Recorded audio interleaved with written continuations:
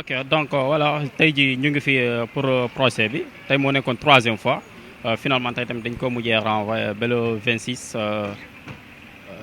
janvier ba le 26 janvier en fait parce que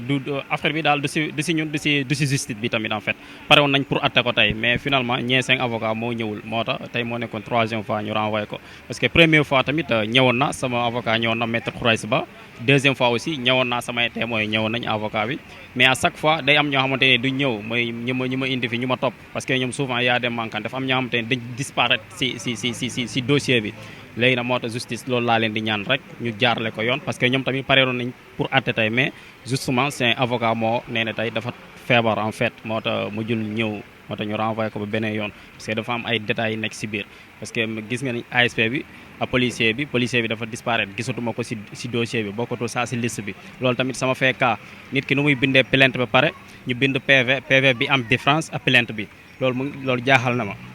parce que xaw ma foofu nu mu jaar ba disparaître te moom moo tax menotti samay loxo yi génnee ma buddi ma ba sa robinet bi yàqu ñu sandi ma ci biti donc si oto bi donc après ñu am gaañu yu métti le 19 août lañ ñëwoon sama boutique donc ñu def lu ñuy def après ma jël affaire bi yàlla dimbale ma dama koo filmé woon daaw dañ koo defoon ren ñu defaat ko finalement ren dama am ay preuve yi leer nañ léegi vidéo am na indoon naa projecteur pour ñu monter ko vraiment war nañ si mun a taxaw bu am solo pour ñu mun a yeggali li parce que ñi si topp dafa bëri en fait dañu jaaxale ñu bëri ñu ngi naan justice du def liggéeyam te man am naa yaakaar justice di ma def liggéeyam incha allah bu soobee yàlla parce que dama wóol justice moo dama indi ko fii parce que bu ñu la tooñee da nga war a jaar yoon te yoon dafiy nekkal pour ñu ñëpp en fait loolu la am lu ma doon wax tamit en plus maa ngi remercier gars yi ñu si jot a assister lépp a yoo xamante ne amuñu moyen pour ñëw wala dañu am empêchement pour ñëw tamit en tout cas maa ngi leen di remercier ñoom ñëpp suñu gars yi ñoom Togola ñu ngi fi ñu bari daal mouvement citoyen parce que gis nañ fii tamit léegi nit bu amee problème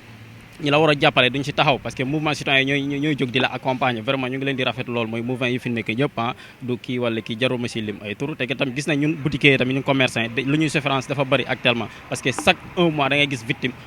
commerçant ak fii bëri tey ji imaginer loolu dafa ñëw laaj ma xaalis ma ne du ma fay impôt patente joxoo ma récit mu ne du am récit man a yow la parce que daaw dañ laa dooroon toroxal la moo tax man ma ñëw fii tey ji à 18h pour nga xool loo may def man a yow mais kenn du la ñëw di laajal charge ma ne ko déedéet mu ne mu xamal ma kon demain dina ñëw indi équipe bi fayloo ma 50 000 mbaa 150 000 il a dit ça te après il a revient lendemain vers 11h et quelque mu ñëw mu ne ma patente lañ ñëw jël si fayoo wala fayoo mu laaj ma 50 000 ma ne aw ma ko 30 000 laa am ma jox leen ñu bañ après si lañ tëj boutique ba dugg si biir def lu ñuy def ma indi leen si yoon maa ngi jaabante ba léegi 4 mois ba léegi amaguñ lu leer vraiment yoon tamit justice war nañ si taxaw bu yàgg vraiment contre ma kenn ñoom tamit contre uñ ma tey neew nañ danañ ko atte mais kii moo tawat seen avocat loolu la en fait. ok voilà juste mooy cadre impôt bii nii tey jii ñun commerçant yi souvent dañuy am problème agent yi si ñëw di représenter pour récupérer ay impôt parce que gis nañ ren ñëpp am nañ crise corona dafa laal dëkk bi dafa laal suñu état def nañ si ay freiné si ay xaalis yu bëri mais état tamit waroon na gëstu ñun commerçant yi surtout ñun boutiquiers yi aussi ñu xool ñun bañu ñu fay ay impôt mais xam nañu ren ji tey ji parce que état jëloon na ay ceeb ay diwlin ay macaroni ay savon di ko jox citoyens yi ñu ngi siy félicité état contre ñu bu ñu sañoon chaque weer loolu am lu baax la waroon na xalaat bu defee loolu ñun du ñu jaay dara parce que période corona bi boo xoolee jaay ñu dara 20h la ñuy wàcc couvre-feu dafa am avant loolu tamit jël nañ lu ñu waroon jaay ay ceeb ay diwlin ay macaroni ñu maye ko loolu ñu ngi leen si félicité état def na at bu rafet vraiment bu ñu sañoon chaque weer loolu am mais waroon nañ xool lu ñuy fay si impôt ñu wàññil ñu ko au moins parce que loolu tamit ñun tamit si dëkk bi la ñu bokk dara mënul dox sans commerce état tamit waroon nañ si mën a gëstu parce que gis nañ sax ñun commerçant yi souvent dañu am victime dañu am ay problème boo xoolee si marché commerçant yi ñii di jaay marché yi duñu defar marché yi duñu tabax ay marché da ngay dugg si marché yi du am douche toilette publique loolu ay jafe-jafe commerçant ji boo xamante ne souvent dañuy am ay problème te finalement commerçant bu amee problème tamit kenn du ko finalement du mujj fenn mais lii am nañu yaakaar incha allah justice dina def liggéeyam parce que loolu moom dafa leer beneen bi tamit mooy lu ma waroon wax tamit association commerçant yi nit bu amee jafe-jafe nañu bañ a écarté wu ñu ne lii ay état la ay autorité la amal jafe-jafe da nga waroon taxaw nu mu waree parce que bu leen xool tey ji rek chaque fin de mois di daje di cotiser xaalis si loo xamante ne da ngeen di mbuboo ay association yoo xamante ne du mujj fenn nit day am jafe-jafe kenn du ko si jàppale mais en tout cas maa ngi remercier mouvement citoyen yi fi nekk ay ateliers yi ñu fi ñëkk rek ñoom Y'en a marre ñoo lànk ñëpp daal ay yeneen tamit ñëpp daal ñi si jot a jàpp vraiment je vous remercie infiniment Yeumbeul Va Mal aussi mooy fu ma dëkk fee gis nañ seen taxawaay chaque saa mu amee projet ñu ngi ñëw taxaw foofu tamit ñoom Sidi ak ñoom Yaaya ñoom ñëpp maa ngi leen di remercier mouvement Yeumbeul Va Mal mooy tey ji fu ma dëkk ak Guédiawaye Info aussi vraiment je vous remercie ak presse bi yëpp yi xamante ñu ngi si biir Sénégal merci beaucoup. Waaw, je m'appelle Daouda Togola, je suis activiste révolutionnaire. Voilà, nous sommes venus aujourd'hui ici pour soutenir le frère, camarade El Hadj Boubacar, qui devait faire face à la justice dans le cadre toujours de son dossier qui date du 19 août jusqu'à nos jours. Donc il s'avère que le dossier est renvoyé jusqu'à la date du 26 janvier. Pour motif que de l'autre partie n'était pas présent, leur avocat n'était pas présent, il s'avère qu'il est un peu souffrant. Et également, un des agents aussi n'était pas venu, il paraît que lui également il était souffrant. Donc ils ont demandé le renvoi et notre avocat qui était là, et leur confrère, lui aussi il est parti dans le même sens, quoi. Donc ce que nous on croit avoir compris, c'est qu'aujourd'hui la justice était prête pour rendre les délibérés qu'il faut, mais comme l'autre partie n'est pas là et que nous on soupçonne qu'il essaye en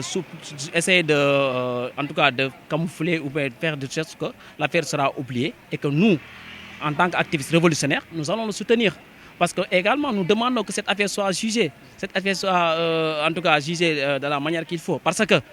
c'est un flagrant délit qui est là. Les vidéos sont là. Lui aujourd'hui était venu avec un vidéoprojecteur pour